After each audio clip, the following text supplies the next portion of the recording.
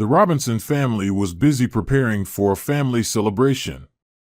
The hostess of the house, who was also the birthday girl, Brittany, worked as a chef at a restaurant, so there was no shortage of delicious treats on the table. There were intricate, beautifully decorated salads and appetizers, canapes, and for the main course, stew in pots and goose in orange juice. In the fridge, a dessert was chilling, an incredibly delicate chocolate mousse in small cups. Once the preparations were finished, Brittany began getting ready. It was her anniversary, after all, and she needed to look the part. She curled her hair, styled it beautifully, put on a pantsuit that accentuated her seductive features, looked at herself in the mirror, and smiled at her reflection. Of course, age had its effect. She wasn't a model anymore and had gained a few extra pounds. Her shoulders were a bit broad, just like her mother's. But overall, she still looked pretty good. Brittany winked at her reflection and, in high spirits, went to greet the guests. She imagined how they would congratulate her, give her presents, and wish her all the best. And here the guests were, her mother-in-law, best friend Sarah, and colleagues from both her and her husband's work. The feast began. The guests eagerly dug into the food, never forgetting to compliment the hostess, toasting with glasses of champagne that fizzed and bubbled. However, Brittany's husband, Albert, sat there looking rather gloomy and tense, as if he wasn't at all happy about the celebration. If only she had known what he was planning. It should be mentioned that Albert had been increasingly irritated by his wife lately, and he couldn't even explain to himself why. However, there was no point in hiding the truth from himself. The reason was Sarah, his wife's best friend, who had been lavishing attention on him, secretly hoping to steal him away from Brittany. And when it came to clever schemes to make that happen, Sarah was an experienced woman. She even imagined herself as Albert's wife. Why not? They would make a nice couple, honestly. Also, Albert had such a nice house, and at his job, which she mistakenly assumed was highly paid, he must be making a lot of money. She could use that money for new outfits. It would be fantastic. With these thoughts in mind before his wife's birthday, Albert was less focused on choosing a gift that she would like, and more on how to publicly embarrass her. This ridiculous idea had lodged in his mind, and that was it. If Brittany could trace these thoughts, she would be horrified. And she would also find out who had put this idea in her husband's head. The mastermind behind it was her best friend. Once, when Albert had mentioned the upcoming birthday celebration to Sarah, she jokingly suggested, "Why don't you give her an original gift for her 30th birthday so that the guests won't be bored? For example, buy her a dress that's a couple of sizes smaller, ask her to try it on right away, so that everyone can appreciate how much you care for her. And you could even joke, saying, 'I can't keep up with how quickly my sweetie is losing her shape. By the time I carried it from the store to the house, it was already too small.' The guests would laugh so much. Albert really liked the idea. Well, why not? A little joke to lighten the mood and entertain the guests. He laughed. He didn't stop to consider that by doing so, he would hurt his wife, insult her, and humiliate her in front of everyone. He was eager to carry out the plan. He knew his wife's size, of course, but at the store, he specifically asked for a dress that was 2 sizes smaller and shorter. Unaware of this treachery, Brittany was in great spirits, serving her guests. Everyone was sitting at the festive table, chatting animatedly, waiting for the celebration to begin. As usual, they opened the champagne, toasted to health and family well-being. The guests joked cheerfully, praised the hostess's cooking skills, which Brittany certainly appreciated. Then her husband stood up, asking for a moment of attention, and said, "Darling, I sincerely congratulate you on your birthday. And I'm giving you this dress. I picked it out with love, carefully, and for a long time. I want you to wear it, so everyone can see how great you look in it." And, pulling a bundle from a beautiful branded wrapping, Albert unfolded it right there at the table. For a moment, the guests fell silent, examining what he was holding, and then some of them started to awkwardly look away from Brittany, the women whispering quietly among themselves. And Brittany, seeing what Albert was showing, blushed deeply. She took the dress from his hands and, with her head down, left for the next room. Alas, her anxiety was far from a sign of joy. Far from it. Looking at the dress, which was more suited for a teenager than for her, she didn't even take it in her hands. She immediately understood that if she tried to wear it, she would look utterly ridiculous. Locking herself in the other room, she stood in front of the mirror and, despite herself, tried on this gift. Of course, it could only be seen as a mockery. It was impossible to interpret it any other way. She wasn't about to even try it on. It would be dangerous, as the seams would probably split. Bitterly crying from the hurt, she covered her face with her hands and sat down by the mirror, unable to figure out what to do next. She certainly couldn't go out to the guests wearing the so-called gift. But going out without it was even worse. The questions would start, and it would be humiliating for any woman to answer them. Oh, it was too small. And who was particularly delighted by this shame? Sarah, Brittany's best friend. She had long envied Brittany, ever since Brittany married Albert. She thought Brittany had pulled a lucky ticket with her husband. Sarah and Brittany lived on the same street and had been inseparable childhood friends. Sarah had always been the life of the party in their group of girls, loving to dominate everything. In her opinion, the cutest boy should only be hers. She never gave up on anything and never let anyone outshine her. As they grew older, some of the girls distanced themselves from Sarah after realizing what kind of person she was. But Brittany still remained friends with her, if you could even call it friendship. Brittany tolerated her because of her own nature. She was a quiet, modest girl, flexible and adaptable in relationships. However, Sarah had let her down more than once. They would go to a disco, and Sarah would immediately find herself a partner, leaving Brittany alone, even though they had agreed to go home together. Of course, Brittany was hurt, but she couldn't stay angry for long. She wasn't the type to hold grudges. Sarah, however, never felt guilty, always brushing it off with a joke. "I'm Sarah, I know how to win." Sarah was undoubtedly a striking girl with a beautiful figure and an attractive, charming face. She was used to making the first move with guys, always batting her eyelashes around. Suitors flocked around her, but marriage was never on the horizon. She worked as a saleswoman in a boutique, something she was very proud of, and constantly told Brittany about the new admirers she gained thanks to the job. She hopped from one suitor to the next. Now, at 30, she still hadn't found a husband. Brittany, on the other hand, wasn't conventionally beautiful, but she had something special about her. Her figure wasn't remarkable, but her face was cute, though a bit chubby, like a child's, a small nose, small but plump lips, rosy cheeks. Yes, she was a bit rounder, but she moved gracefully. It was for her modesty and simplicity that Albert fell in love with her.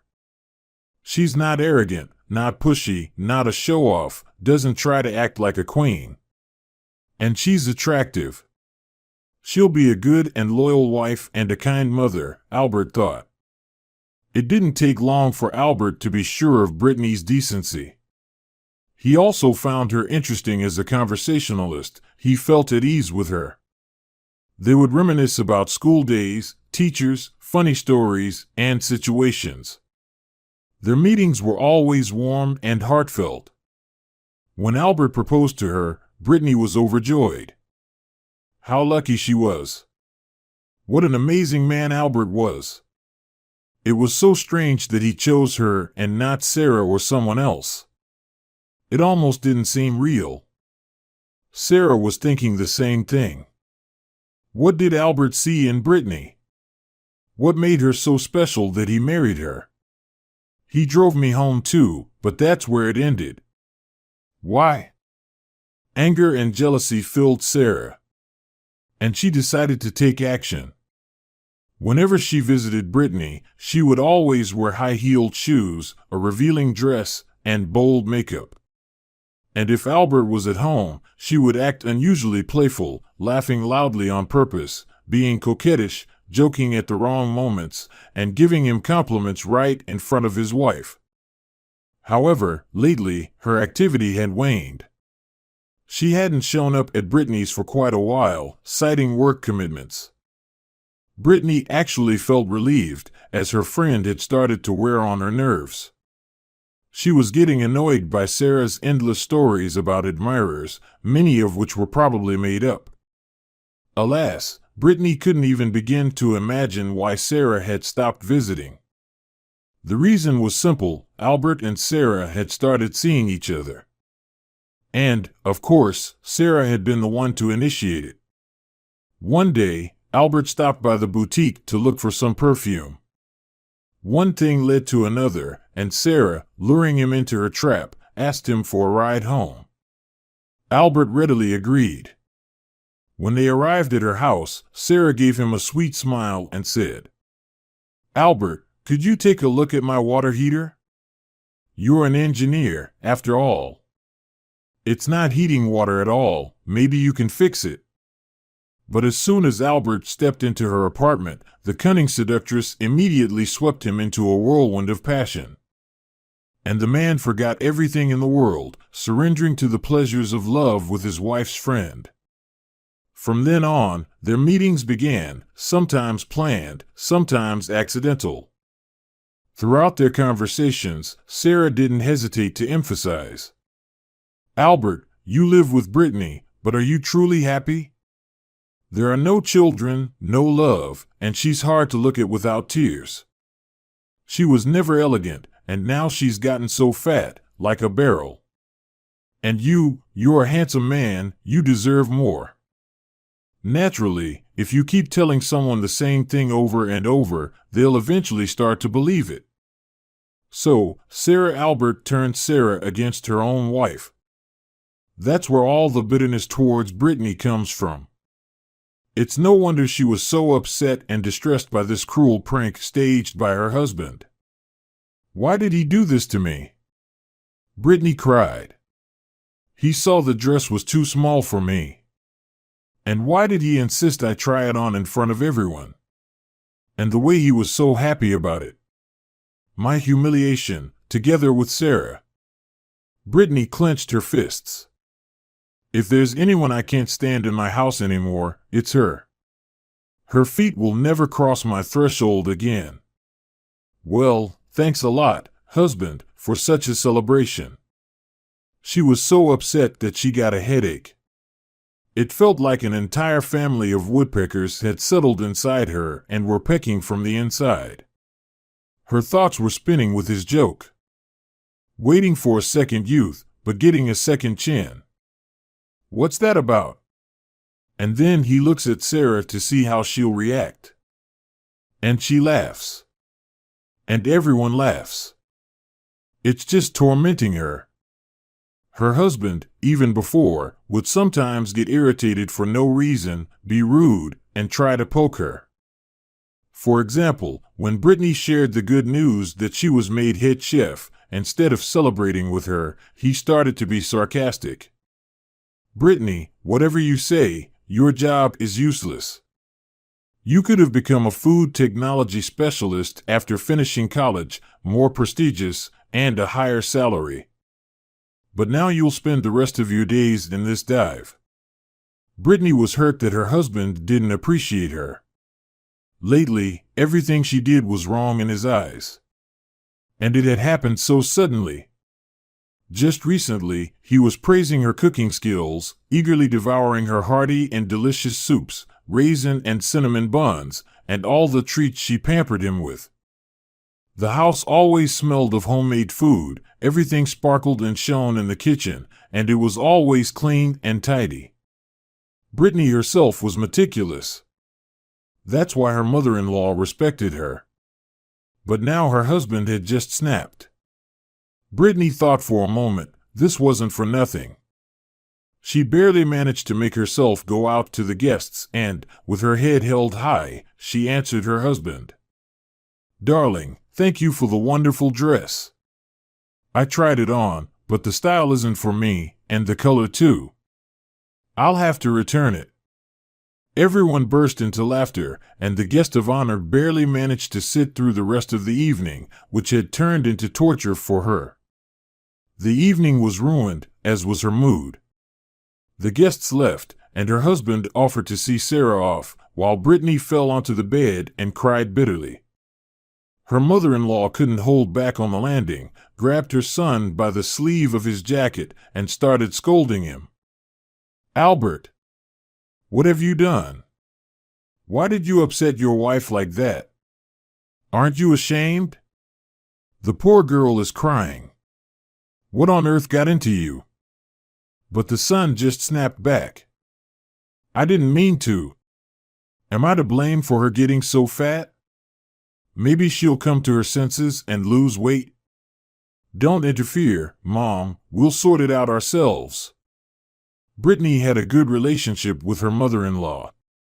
She was a calm woman who didn't like to meddle in the young couple's affairs.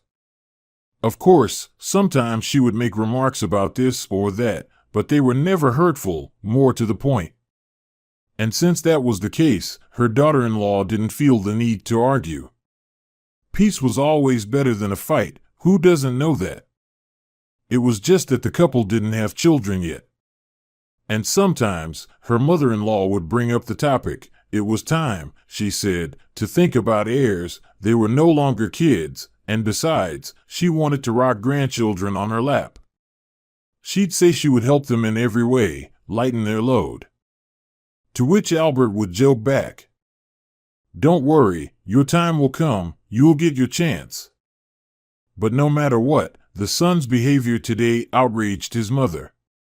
She didn't know where to hide and felt ashamed of Albert's behavior.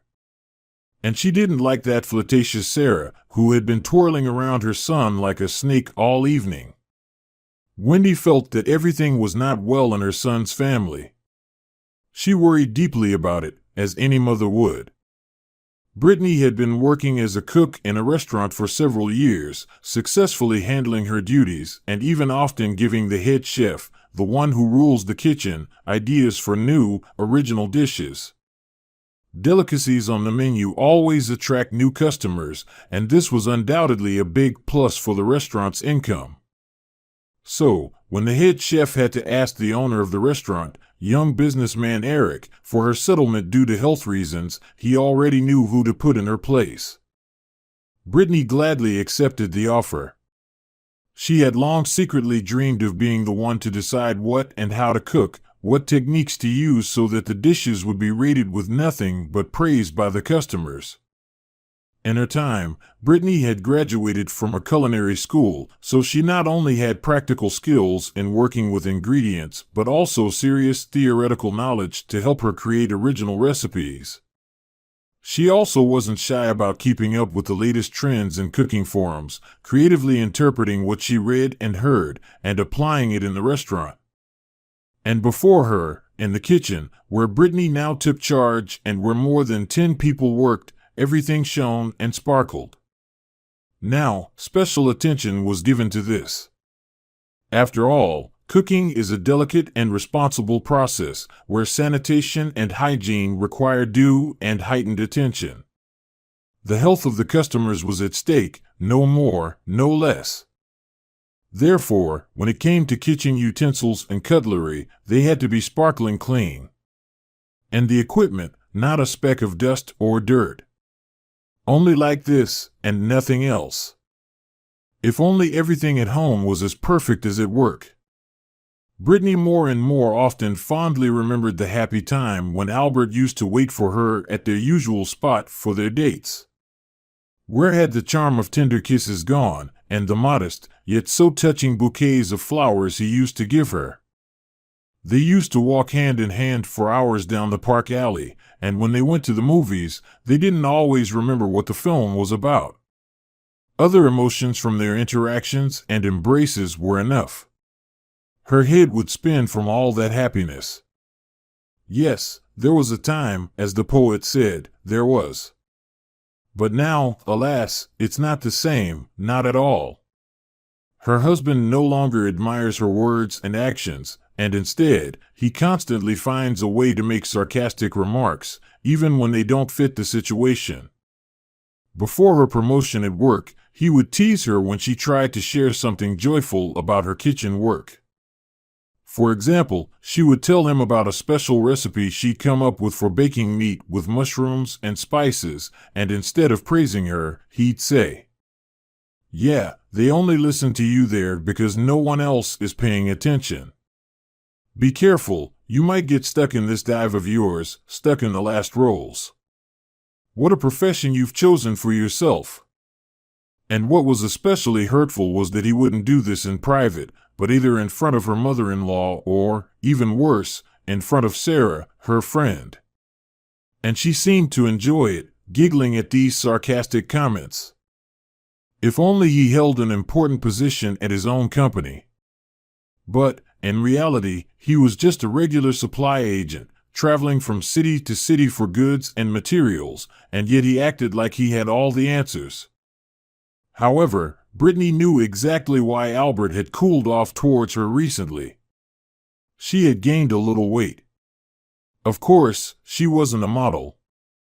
Her figure was slightly ruined by broad shoulders, which, for a woman, were a bit much. But what could she do? It was genetics. Her mom had a similar build. After the humiliation at the birthday party, Brittany was upset with her husband and stopped talking to him.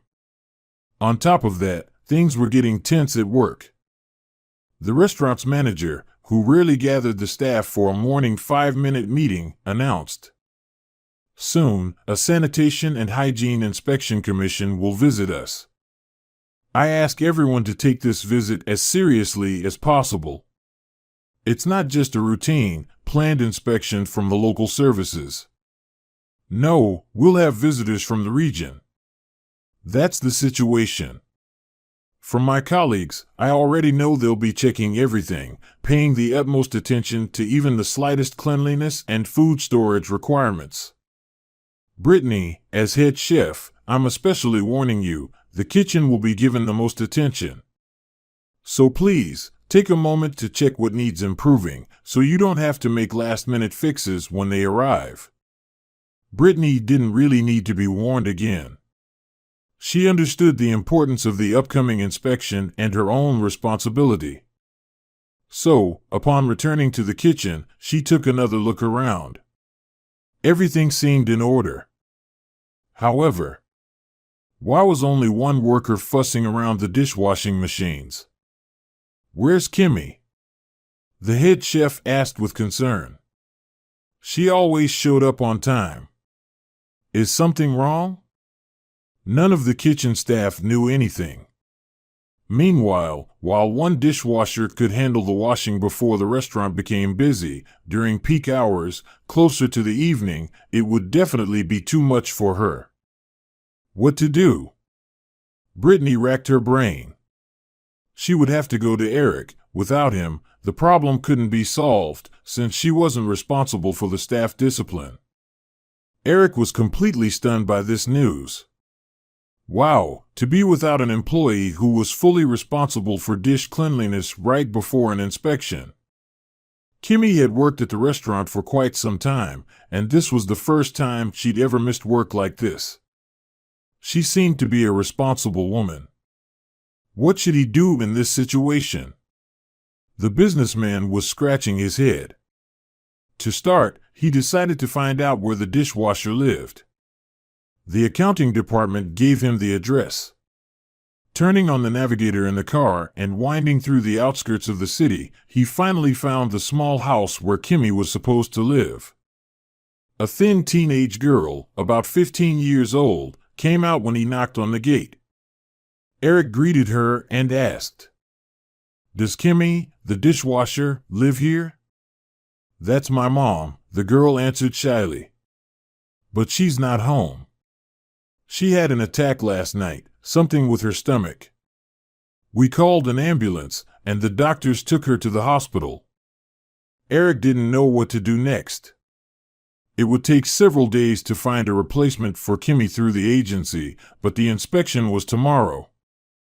Seeing the restaurateur's confusion, he introduced himself as Gwen, which was the girl's name. She timidly asked, "Could I temporarily replace my mom in the kitchen? I've been with her at your place a few times, helping when there were huge piles of dishes after big banquets.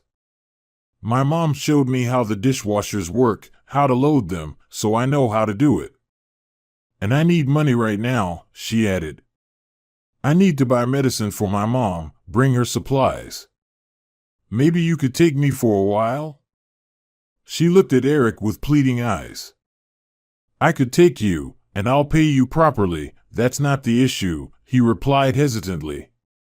"But you're a minor, and according to the labor code, you shouldn't work more than 4 hours a day. I could get fined for that. And since you said you've been in the kitchen, you won't be able to wash everything in just 4 hours. That's the problem, you understand?" The girl looked upset. It was clear from her face.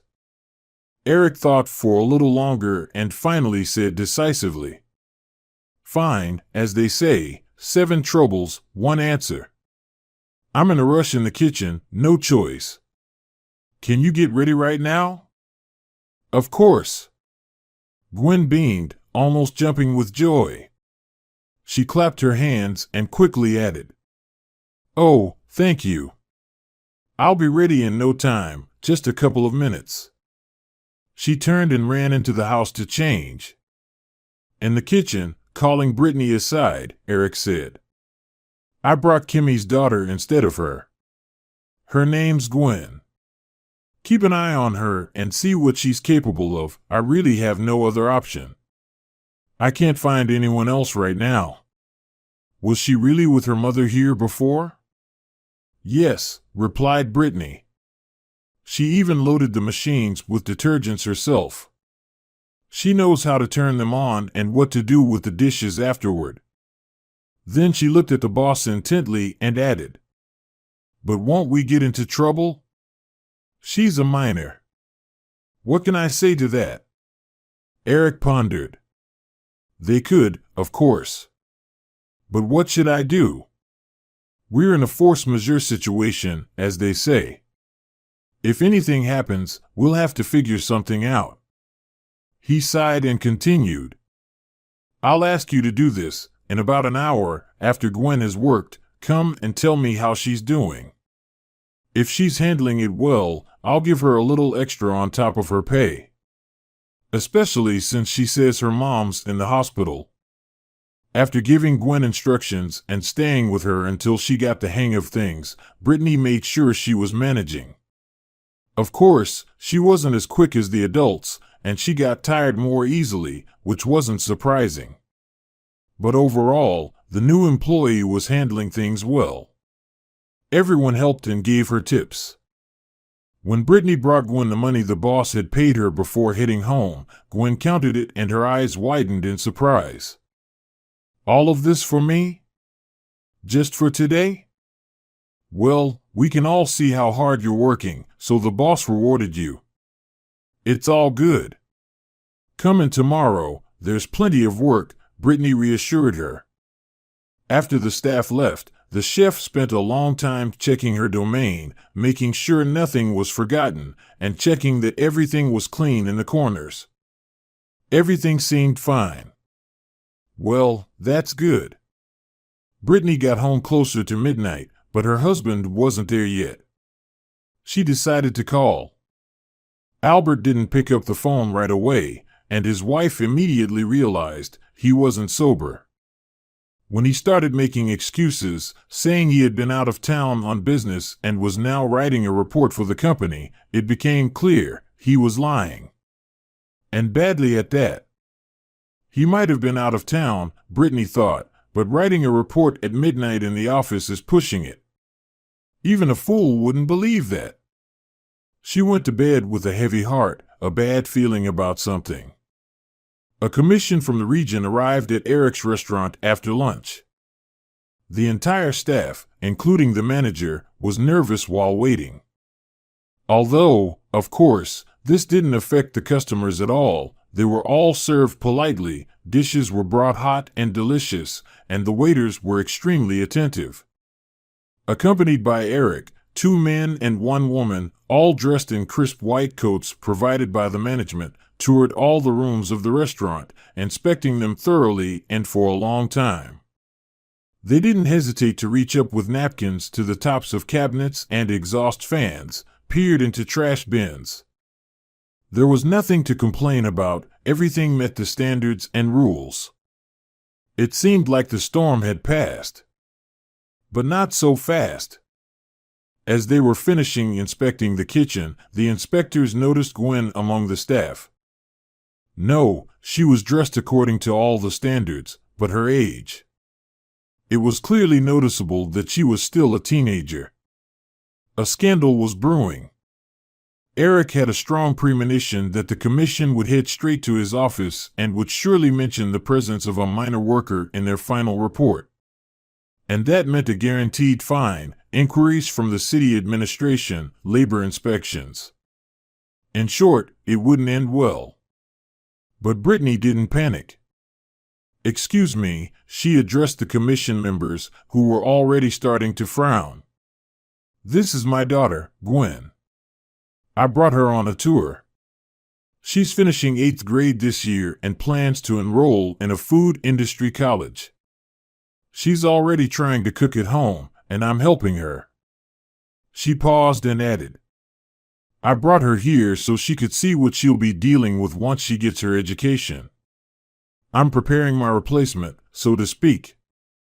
That's why she's wearing work clothes, everything's by the book, as it should be." The inspector's eyes softened. They didn't even finish inspecting the kitchen and soon left with Eric, satisfied with the inspection. "Aunt Brittany," Gwen whispered fearfully, almost in a hush, to the chef, once the door closed behind the inspectors. "Is it because of me that they started getting upset?" "It's all right, Gwen, it's fine, as they say." "You did great, you handled it well," Brittany praised her. But Brittany couldn't help thinking, would Eric reproach her for getting involved in something that wasn't her business? Would he start defending himself? However, an hour later, Eric popped his head into the kitchen, nodded at Brittany, and said shortly, "Come to my office." Brittany sighed, resigned. "Here it comes," she thought as she opened the office door, "he's probably going to scold me." But to her surprise and delight, Brittany was wrong. Eric sat her down in a chair, smiled, and said, "Well, Brittany, you really saved me, you have no idea. If it weren't for your quick thinking, I'd be facing a fine. Here, this is for you." And he handed her a chubby envelope with money, giving her a pat on the shoulder. Brittany, who had neither expected the money nor such affectionate words and praise, blushed deeply. Inside, she thought, "Albert has never once praised me like that. And he's my husband, not a stranger." Since that memorable day, a good, friendly relationship developed between Brittany and Eric. He even began showing her little signs of attention, sometimes offering to drive her home after work. Gwen, on the other hand, had completely warmed to the chef, her childlike heart deeply attached to him. It was clear she wanted to share her feelings, whether joy or sadness, with an adult. One evening, when there was a rare moment of peace and rest, Brittany, talking to the girl, noticed that Gwen was answering reluctantly, and there were tears in her eyes. When Brittany asked if everything was fine at home and how her mother was doing, Gwen suddenly burst into tears, pressed herself to Brittany's shoulder, and, through sobs, told her, "I can't take it anymore, I'm so tired. Mom's not in the hospital," I lied. She actually left with some guy named Dave. I only saw him once. He took her away in a taxi. She told me to look after my little sister and promised she'd be back in a week. I'm used to it. Mom does this often, but it's been 3 weeks now, and she's still not back. And she doesn't answer my calls. And Alice is crying for her. She's only 6, and she's scared at home alone. I can barely convince her to sit by the window and wait for me. It's good that they took me for this job, otherwise the money Mom left us would have run out a long time ago. The situation with the missing dishwasher has been clarified. As Brittany understood, Kimmy was a promiscuous woman. Gwen was born from one partner, and the younger Alice was from another. Kimmy ran off with the third or fourth man, a traveling businessman who came to their town to work. She left the girls $5,000 for expenses and told Gwen not to talk about her departure, promising to call and send money. But until now, there have been no calls or money. My God, Brittany gasped, unable to hold back her tears. So that's Kimmy. Leaving, God knows with whom, leaving a 15-year-old teenager and a 6-year-old sister alone in a rundown house, without any means of support. What a nightmare, really. Brittany hugged the girl, comforted her, and began to calm her down. Yeah, that's the way things are. Give me your mom's phone number, and I'll try to call her myself. Would you like me to come by after my shift? I'll help however I can and calm your little sister down. Gwen was happy and nodded. That evening, Brittany visited the girls. She was very surprised by how clean their shabby house was. The girls knew how to manage the house, but the fridge was empty, and they were poorly dressed. Brittany played with Alice, who was very happy to have a guest, bought them some sweets and treats, and promised to come by again.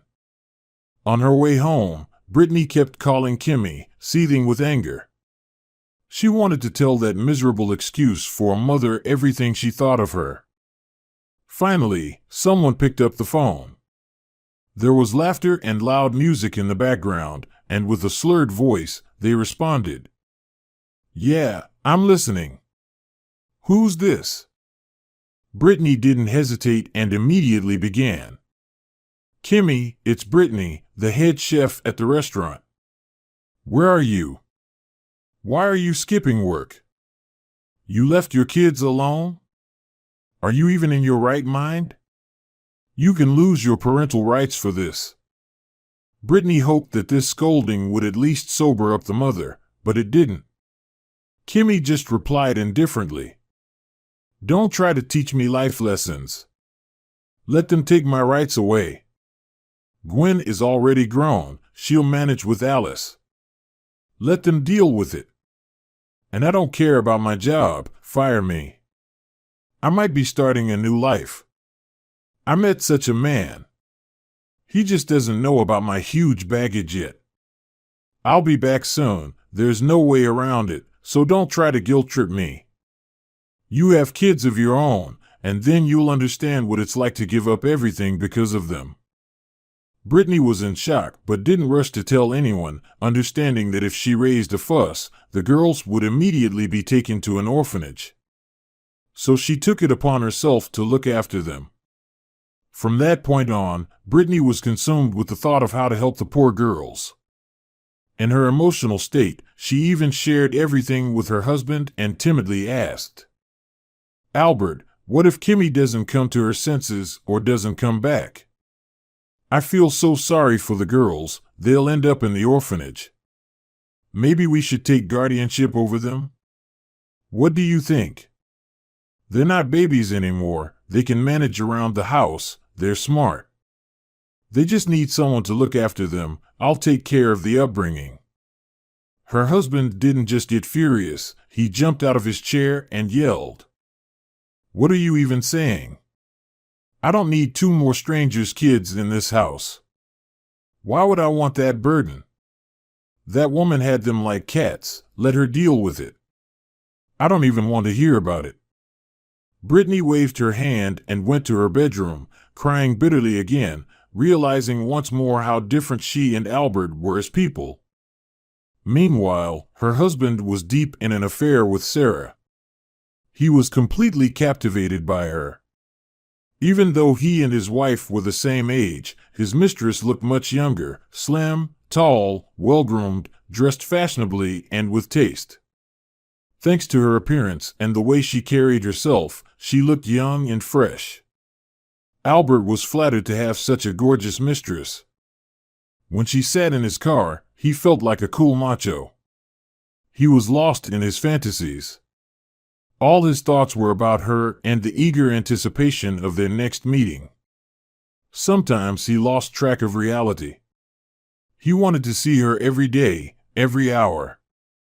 So when work was over, he flew to Sarah, not home. Brittany sometimes wouldn't see him for days. Her husband would just call and say, "Sorry, Brittany, urgent business trip, I don't have time to come home." Or, "Work overload. I'll be back soon." But he wouldn't show up until morning, while he was having fun with Sarah. Of course, this required money. So all the money he earned went to support his mistress. He lied to Brittany, telling her that he had lent a friend money for his car repairs. That's how he lived, on the edge. But oh, the pleasure and euphoria he felt when he buried his head in her thick, shiny hair, smelling unbelievably good. Or when he kissed her sweet, soft lips. Albert wasn't afraid to do this even in public places. His infatuation with Sarah dulled his vigilance. He held her hands, hugged her, kissed her in front of everyone, paying no attention to anyone except the object of his obsession. That's what brought him down. Rumors of Albert's affair with Sarah reached Brittany. She suspected it herself. Everything in his behavior pointed to it. And her friend avoided meeting with her. One time, when Gwen saw a photo of Albert and Brittany in her purse on the kitchen counter, she gasped, covering her mouth in surprise, and said, "Aunt Brittany, I saw that man yesterday walking arm in arm with another woman. They even kissed." That was the final straw that broke Brittany's patience. She even started looking into where she could buy a used camera, thinking about catching her husband with his mistress. But fate decided everything for her. One day, Brittany came home from work earlier than usual. She wasn't feeling well, nauseous, and had a headache.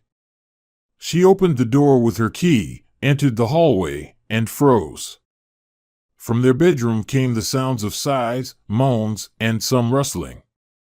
Brittany stood still, afraid to move, as though she had been drenched in boiling water. She didn't want to believe what was so obvious. No, it can't be. Could Albert really sink so low? How disgusting. She pulled herself together, wiped away the tears that had started to form, and exhaled before quietly entering. She opened the door and saw her husband in bed with Sarah. Brittany quietly asked, "Well, hello, girlfriend. How's it going?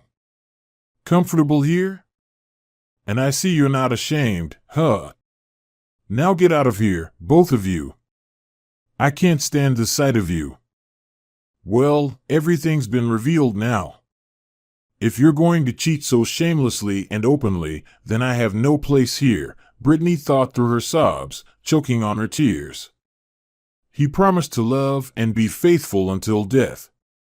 It hasn't even been 5 years, and he brought me pain, tears, and betrayed me so meanly.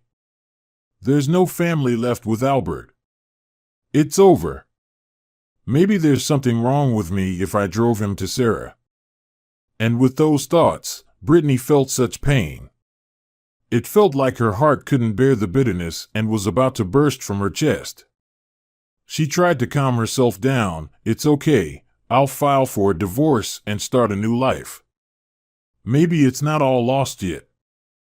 Meanwhile, Sarah didn't think to leave the house.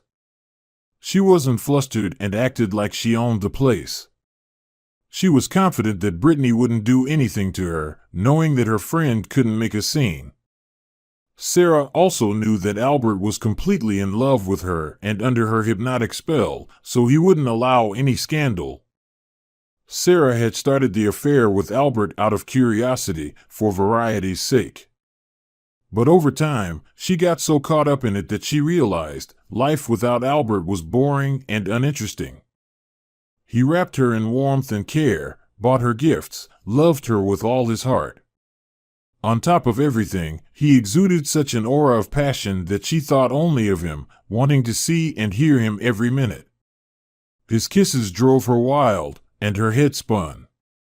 He was like a drug, making her addicted. She had never experienced anything like this before. Of course, she felt guilty toward Brittany, but what could she do? That's life. Was it her fault that she fell in love? Brittany would find someone else too. Since her husband left her with no choice, Brittany filed for divorce the next day. She wasn't too worried about housing. The house had been bought with the joint money they received as a wedding gift from their parents. In any case, she would get half of the house. What she didn't account for was that Albert's parents had legally transferred half of the money spent on the house to their son, while Brittany's parents had simply deposited that money into her bank account. Upon learning of the divorce, Albert, following Sarah's advice, presented this in court. "Well, I received half of the money from my parents, and the other half was mine. I saved it up before we got married." So, it turned out that Brittany left the court not only divorced, but also without a place to live. She had nowhere to go. After thinking it through, she decided to at least try living in the small house with the sisters, Gwen and Alice. She went to them that evening. Gwen was very happy that Aunt Brittany would be staying with them. The house was a bit cramped, but for the three of them, it worked for the time being, and it was a relief, especially since Kimmy still hadn't returned. "Well, since it's come to this," Brittany thought, "I should try to get guardianship over the girls, so I have legal grounds to raise them."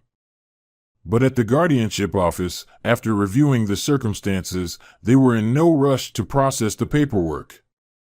Brittany didn't have her own place when she filed, and the house where the girls lived was technically registered under some relatives of Kimmy, who were now deceased. So, in reality, the girls didn't have their own place either. And the wandering mother was supposed to return first and sign a written refusal of the girls. Brittany was feeling completely defeated. She was working like a robot, making mistakes because her mind was far away, and the oppressive thoughts wouldn't let her concentrate. Her boss noticed this, called her into his office, and started. "Brittany, you're disappointing me. I trusted you with such an important task. I promoted you. You were handling everything perfectly. And now? You're slacking off. This is unacceptable. The prestige of the establishment is at stake. I'm going to have to fire you." He was taken aback when the shoulders of the sweet woman suddenly shook, and she, hiding her face in her hands, broke down sobbing, barely managing to say, "Do whatever you want. I don't care anymore. My husband cheated in our own home. I'm left without a place to live after the divorce, and they won't even give me guardianship of the girls. How I am so terribly exhausted." Eric asked in shock. "Wait, Brittany. Why have you been silent all this time? We've worked side by side for so many years. Wouldn't I have understood you? Well, the situation with your husband is clear. It's a family matter. But I don't understand anything about the children." "What children? Who are you planning to take into your care?" Brittany sighed heavily and told the director everything about Gwen, Alice, and the promiscuous Kimmy.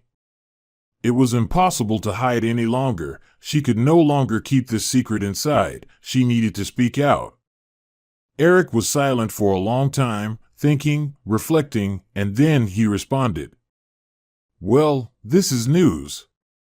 So, it turns out Kimmy isn't sick after all. What a bitch she is. Not a mother, but a cuckoo. But you're a real hero, taking on the responsibility for the girls, wanting to adopt them. This is truly admirable.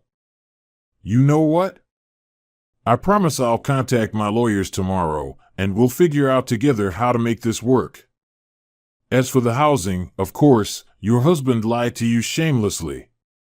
If you bought the house together, how is it that you ended up with nothing? I suggest you take an interest-free loan from me for the down payment. Get your own place. Then everything will gradually get better, you'll see. I'll help you, Brittany, don't doubt it.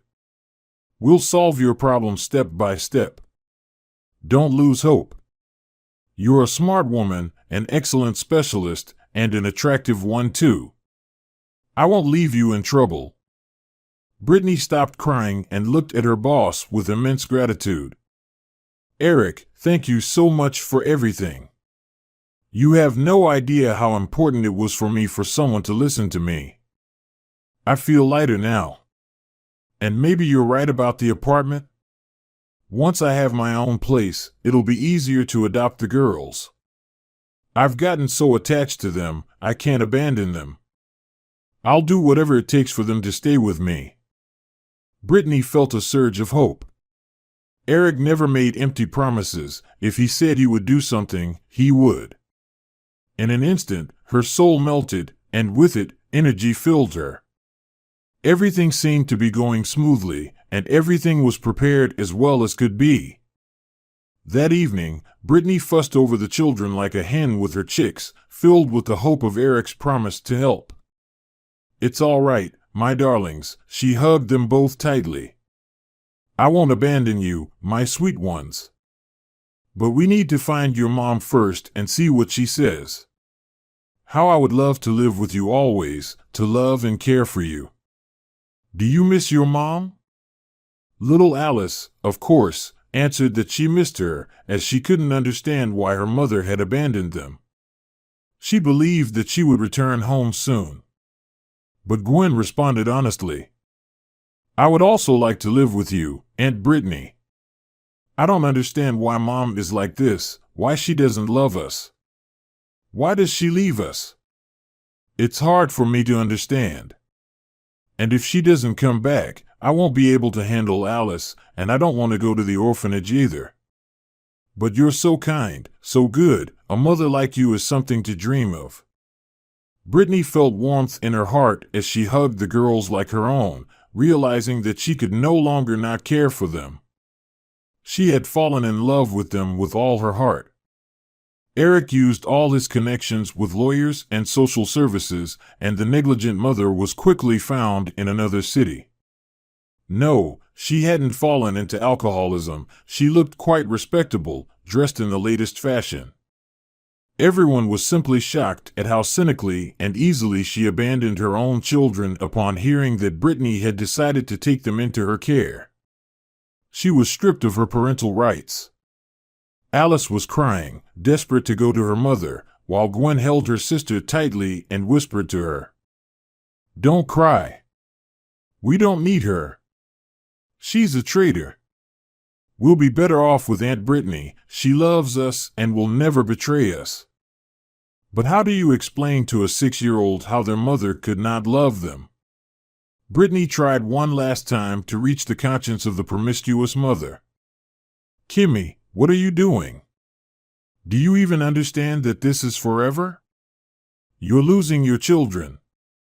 What happened to you? How could you do this? But she just got angry. Have you ever lived in poverty? Ate pasta 3 times a day? I've finally met a real man, and a rich one at that. I've started living like a human being, not scrubbing boilers day and night for pennies. Dave doesn't want to accept my children. So what now? Go back to living on the breadline? You say you love the girls. So go ahead, take care of them. Honestly, I'm grateful to you. I didn't want my daughters to end up in an orphanage. Everything has worked out perfectly. Sorry, I have to go now. After Eric's intervention, the children were placed in Brittany's care. They began living together. There were no problems with Gwen. She was already grown up, understood everything, hated her mother, and loved Brittany with all her heart, helping her with everything. But it was difficult with Alice. The little girl became withdrawn, cried, and desperately missed her mother. She ate poorly and couldn't sleep at night, plagued by nightmares. She even refused to go outside to play.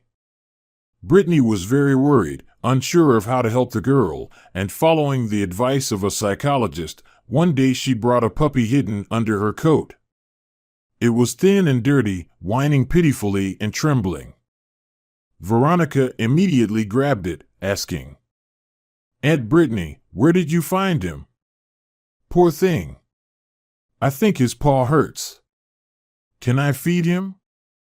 Brittany wiped her dirty and torn coat and said, "I was walking home and saw some hooligans tormenting this poor puppy. I barely managed to save him. I even fell down. If you want, he can be your puppy. Your best friend. He's also lost his mother. I don't know where she is, but they were hurting him and not loving him. But now he'll be our beloved pet, and he'll learn to trust people again. Right?" She pressed the little puppy to her and rushed to feed him. Then, together, they bathed the poor thing. The girl kept thinking about what to name the pet, and only when the puppy was full and content, sleeping on the warm blanket, did the little one approach Brittany and quietly say, "Thank you for the puppy, Mom. I'm so happy." Brittany couldn't hold back her tears. She burst into tears, hugged the little one, and started kissing her. Finally, Alice trusted her and called her Mom.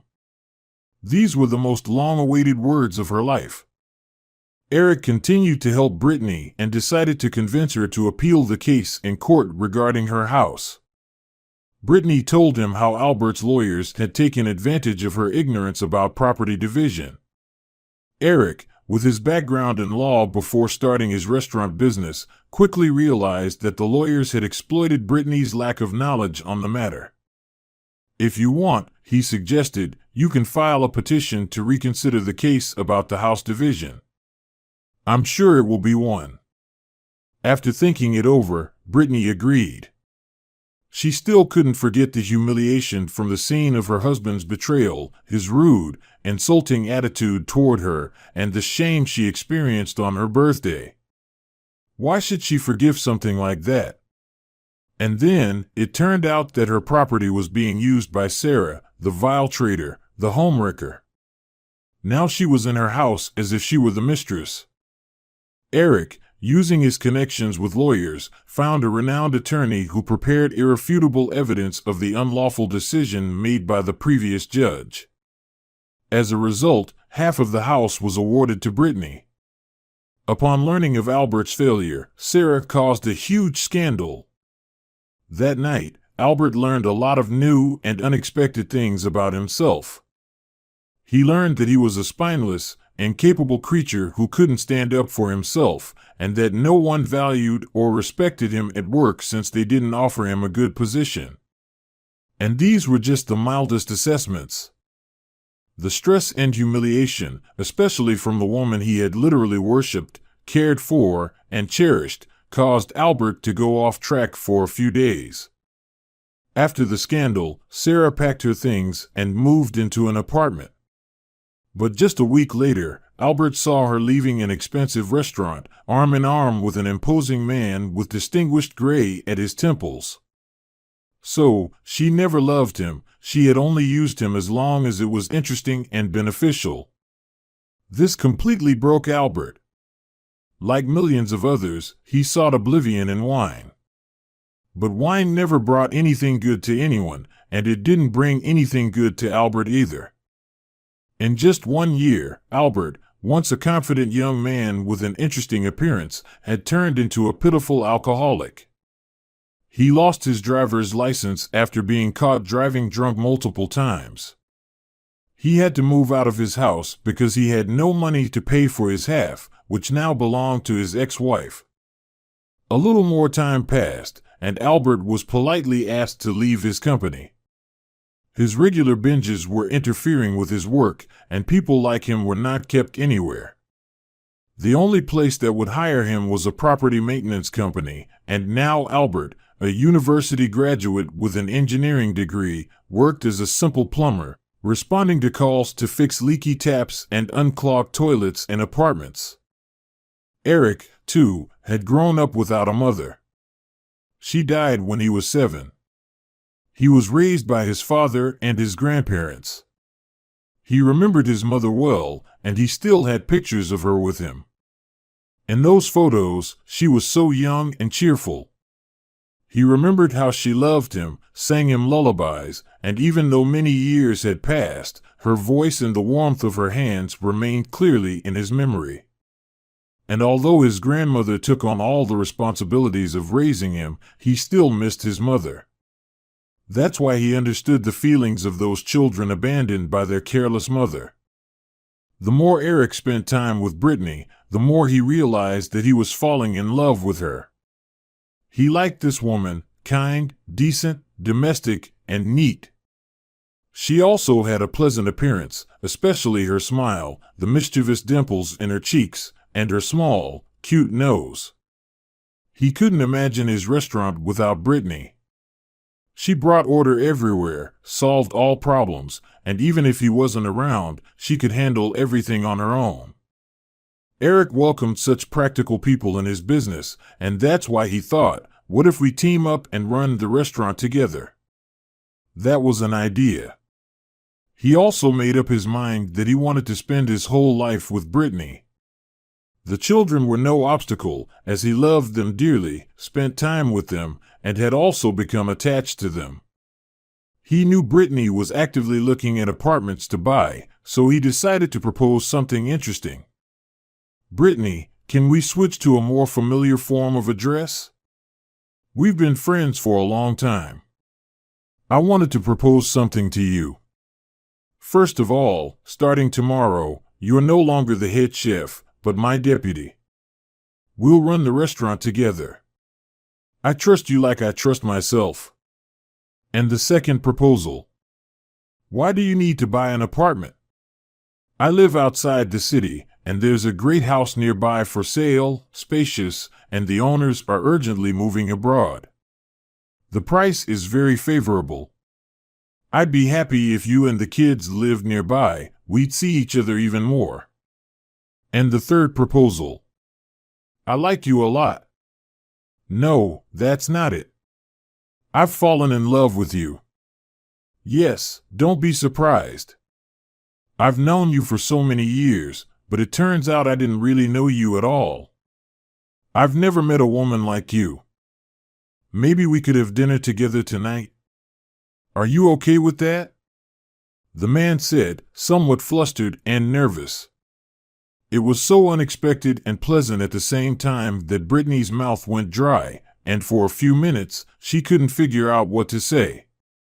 Her hands even trembled with excitement. Eric saw how she got flustered, her face turning red with embarrassment. Nervously, the woman quietly responded, Wow! Can so much happiness really happen all at once, in one day? Eric, thank you for the offer. I'll be happy to help you with the restaurant business, but don't take me away from my beloved kitchen completely. You know how much I love it. And as for the house, great idea. The kids will be better off there, and our puppy will have more freedom. And after your third proposal, I was so speechless.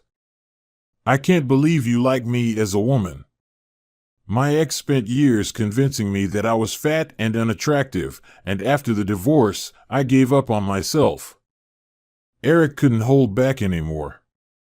He sat down next to her, gently took her hand, and looked into her eyes as he spoke.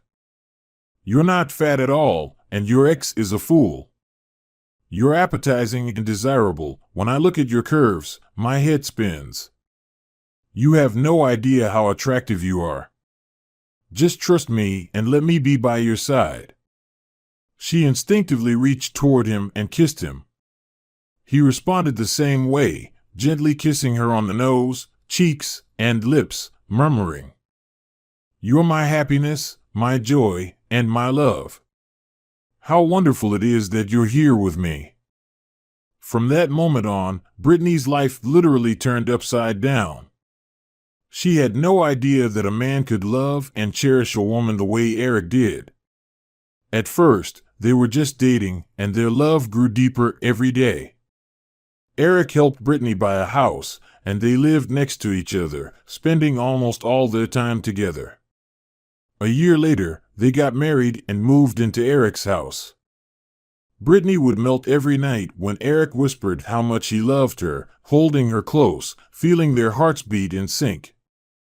It was an indescribable feeling, one she had never experienced with the self-absorbed Albert. With Eric, Brittany blossomed. He made her believe she was the most beautiful and most loved woman. After the restaurant inspection, the commission prepared a report on the condition of all the public catering establishments in the city, and Eric's restaurant received the highest rating. This led to the city's annual competition for the best establishment, where they won first place and a prize. This made the place even more popular, and thus more profitable. By then, Brittany was no longer working as the head chef. Her husband had made her the executive director, a role she handled wonderfully. Gwen was successfully studying at the College of Catering, while her younger sister, Alice, was in school. Brittany had found success both in her profession and her family life. She loved the children and considered them her own. And every time, she silently thanked Eric for all the happiness in her life. He had become her rock, her strong shoulder, always there to lean on.